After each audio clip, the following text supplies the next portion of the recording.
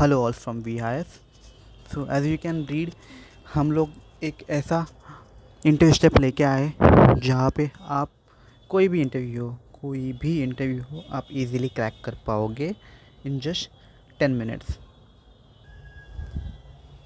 So I just have opened one resume and directly come on the project part because I don't wanted to show you the candidate name and the details. That's the main reason is. ठीक है, तो चलिए directly चलते हैं how to crack the interview for any job opportunity.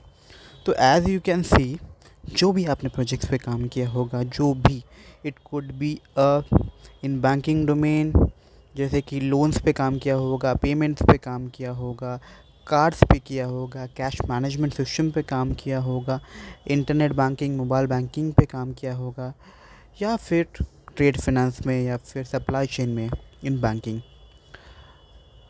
Apart from banking, जैसे कि आपने insurance domain में काम किया है, जैसे कि लाइफ इंश्योरेंस है, जनरल इंश्योरेंस है, ओके, या फिर हेल्थ इंश्योरेंस है। Similarly you have other domain such as telecom, e commerce, then you have capital market domain जहाँ पे शेयर मार्केट्स आता है। तो आप इंटरव्यू कैसे देंगे इस चीज़ों के लिए?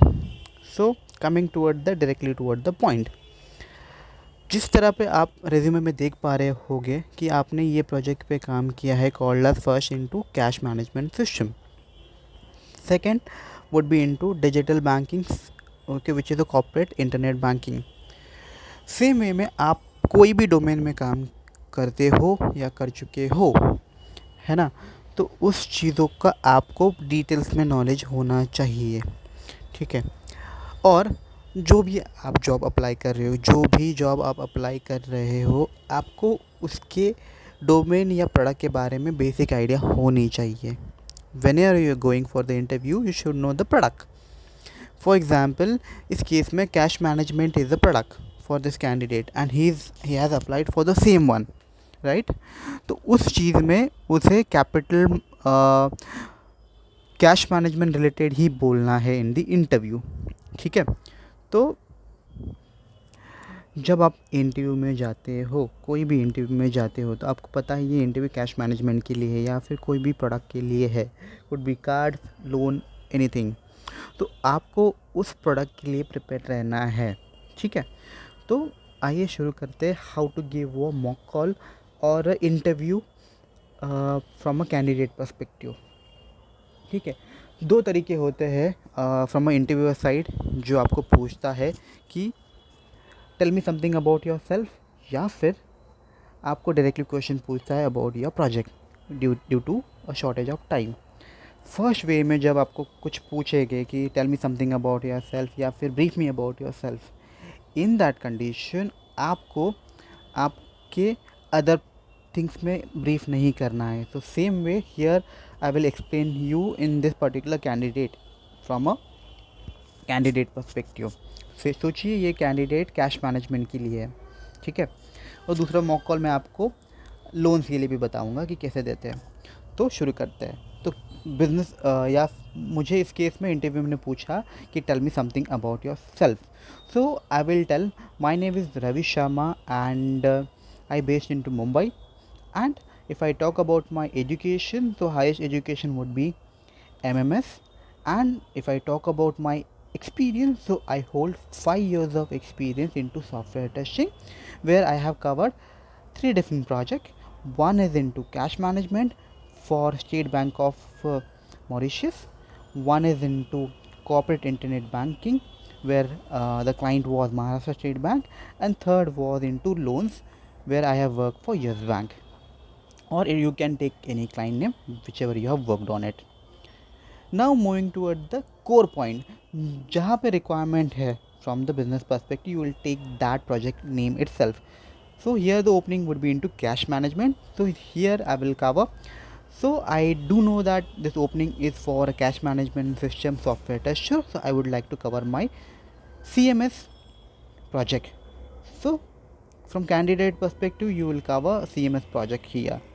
So as you can see, I have worked on a cash management system for Mauritius Bank as a senior software test engineer, where I have covered the entire journey of CMS, starting from cash inward and outward from the candidate perspective. If I talk about the journey or the steps, or you can say the life cycle of the product, so starting from the login ID of consumer or a customer, where customer put your login details such as username and password. Apart from password, we have multiple other choices, could be a biometric or else you can say a OTP system. Once the stage is clear, we go ahead. Here you can use multiple positive and negative test scenarios too. Moving toward the next process from the inward and outward, जैसे कि cash अंदर कैसे आता है, बाहर कैसे जाता है, from the corporate client perspective, how to maintain that and how to handle that part. Okay, moving toward the payments part. इसमें पेमेंट कैसे होता है and which mode of payment can be use here. Here the candidate had written here the NFT and RTGS transfer mode would be there. तो candidate should know NFT and RTGS in and out. तो NFT में कितने देर लगता है, what is the maximum and minimum limit, apart from that what is the time to transfer the money, when RTGS introduced, what is the purpose of RTGS, how the payment flow from one bank to another bank. I mean to say that from a sender to a receiver, उसमें क्या क्या steps आते हैं, and from that perspective one sender sent a money. Okay, within the 5 second he will get a message that from his account money has debited and credited into receiver's account. So in that message you will get multiple details such as your unique code which define from which bank and from which ID it is credited, or which local bank it is. Apart from that, the location of the the person, the bank details, or you can say bank unique codes would be there. Then you have a city code. Apart from that, the unique code of the customer, and it creates so on. So you should know that digit, how many digit unique codes created by the system also. Same way, creditor also receive the same unique code to identify the unique code and the transaction. If any case wrongly this amount get transferred, so in that case from unique code bank can identify and it can resolve it. So you should know the entire process, and you should talk about more about the project itself. Okay, so in this interview you have just introduced yourself in within the 5 minutes about the entire journey. During this process you can explain few of the scenarios about the every modules. In same way you can cover the entire journey of your product. So इस case में क्या होता है कि जो भी interviewer है उन्हें पता चल जाता है आपने इन एंड आउट काम किया है वो प्रोजेक्ट पे, and you know the entire flow as in steps, कि आप कैसे स्टेप्स फॉलो करते हो to perform your daily task, है ना. तो ये होने के बाद this is the domain perspective. Domain and technical part होता है इसमें इंटरव्यू में. उसके बाद टेक्निकली जाते हैं कि व्हाट अदर क्वेश्चंस कम. तो टेक्निकली में आपको majorly question will come on what is black box testing, what is white box testing, what is the difference between that, what is regression testing, sanity testing, smoke testing, different between that. and एक होता है defect life cycle.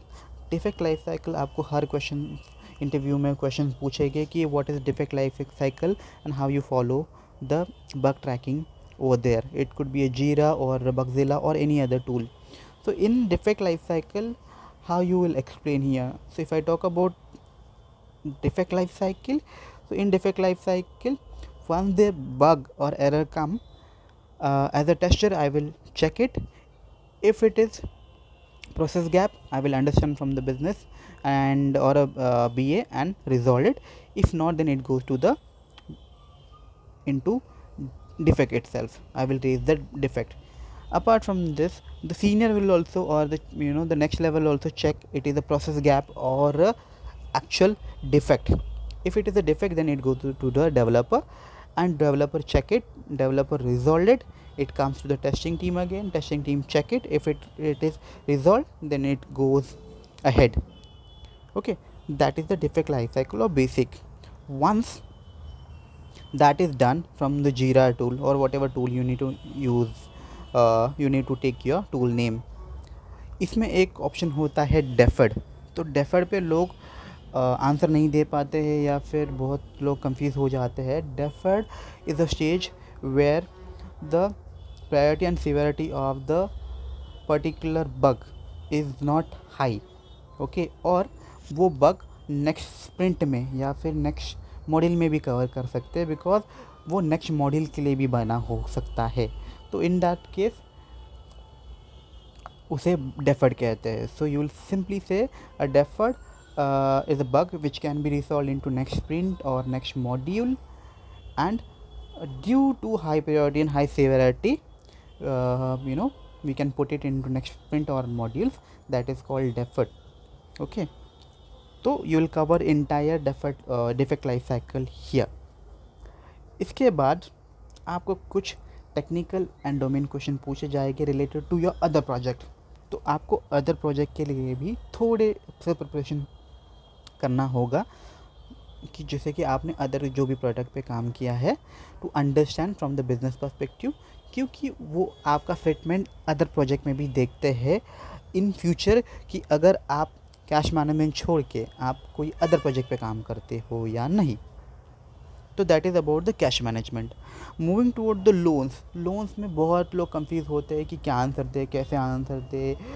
बहुत लोगों ने काम किया होता है, बहुत लोग कंफ्यूज हो जाते हैं इंटरव्यू में because of the communication, because of the confidence. तो सिंपली मैं एक रेज्यूमे लेता हूँ जिन्होंने लोन्स पे काम किया है. तो as you can see here it's a loan project. Here you can see the candidate has worked on Salesforce plus CRM plus loan में loan origination system and loan management system. ठीक है, so we'll talk about the origination system first and what are the steps comes and how you will give the interview. So interviewer पूछेगा obviously and you will start the your interview.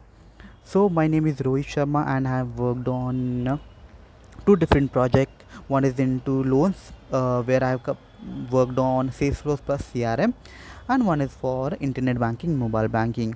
If I talk about the loan project, I have worked on only on LOS. ठीक है, loan has three different stages: LOS, LMS and collection. So you will say whichever product into loans you have worked on, which is LOS, LMS and collection. So in loan origination system you will start from the quick data entry, which is the basic details about the candidate. जो basic details आप candidate की fill करते हो, minimum details जो required होके आप आगे जाते हो.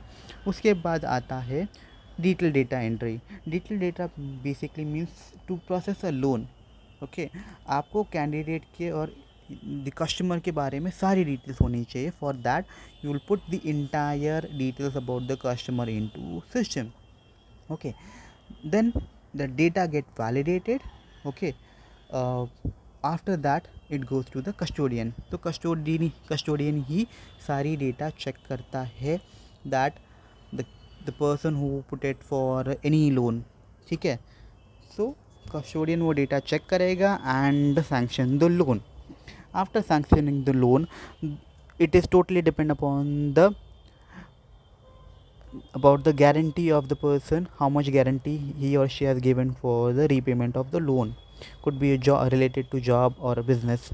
On the basis of that the person will get loan, whatever loan amount he or she has applied. जैसे कि 10 लाख के लिए अप्लाई किया है, उनको 8 लाख मिल रहा है, तो 80% लोन सैंक्शन हुआ है. ठीक है, तो इसी केस में आपको एक क्वेश्चन आता है कि अगर कैंडिडेट किसी को 80 नहीं 100% लोन लेना है, ठीक है, डिस्पाइट कस्टोडियन ने 80% दिया है, तो आप क्या करोगे. तो in this case what happen, जो पर्सन अप्लाई करता है लोन को, उसे और डॉक्यूमेंट प्रूफ देने होते हैं where the person has extra income from other sources जो उन्होंने दिखाई नहीं है in the other document, previous document. तो वो एक प्रोसेस होती है. ओके, तो वो होने के बाद कोलैटरल कर सकते हैं इन दिस केस ऑल्सो। तो वो अगर मीटअप होता है तो 100% मिल जाता है। ओके, सो इसके बाद आते हैं कि लोन सैंक्शनिंग। जैसे कि लोन सैंक्शंस होता है and it gets to the customer. Before that you have a multiple process जो मैंने कवर नहीं की थी जानबूझ के, to check your knowledge also. तो जैसे कि इन दिस केस आप जब डॉक्यूमेंट्स वेरीफाई करते हो in terms of CIBIL score, तो सिबिल स्कोर के लिए आप कौन से पोर्टल्स यूज़ करते हो या एप्लीकेशन यूज़ करते हो? जैसे कि सिबिल स्कोर के लिए there are multiple banks tie up and CIBIL score आप देख सकते हो।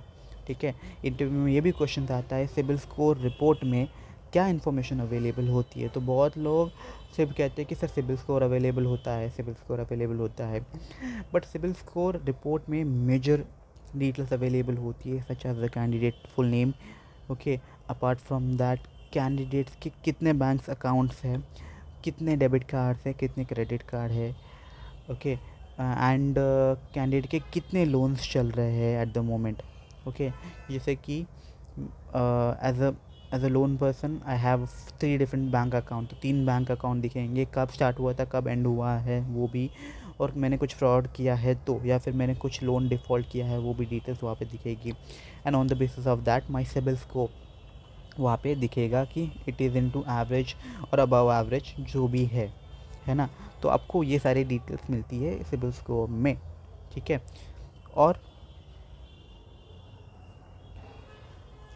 once you complete the CIBIL score report, okay, you will also check there is a pre-stage called the duplication check, duplicacy of का candidate, कि how to identify ये candidate duplicate है या नहीं।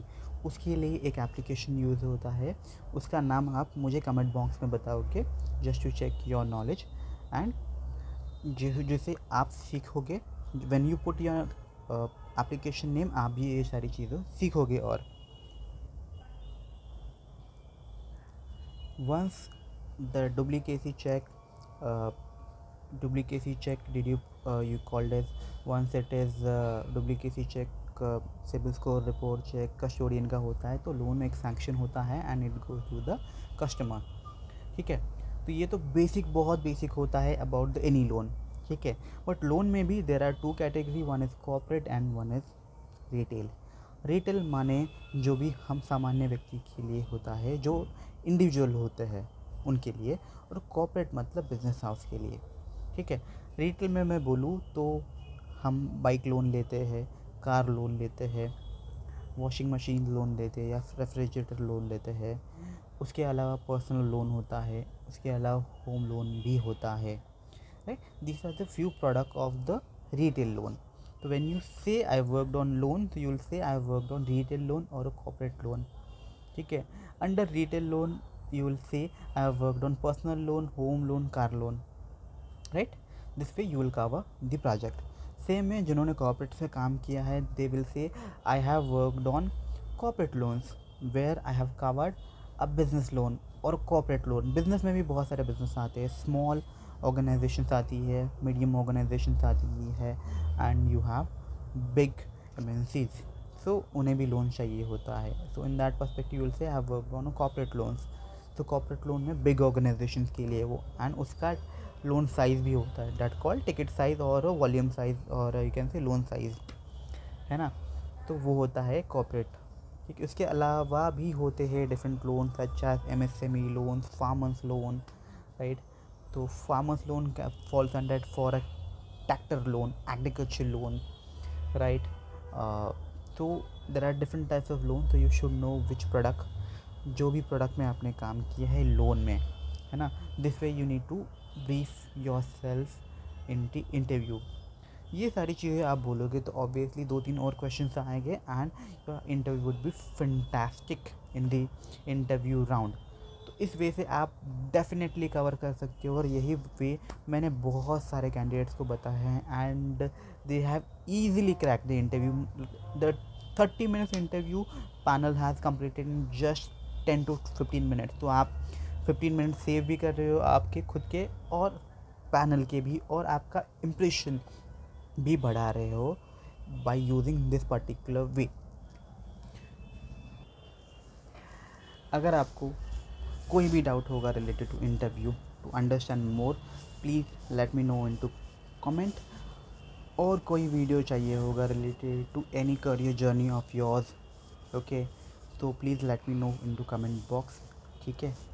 Subscribe to our channel, video को ज़रूर share करना, because बहुत लोगों को आज के मार्केट की तारीख में जॉब्स नहीं है, तो उन्हें जॉब मिलेगी और उनका कॉन्फिडेंस भी बूस्ट होगा।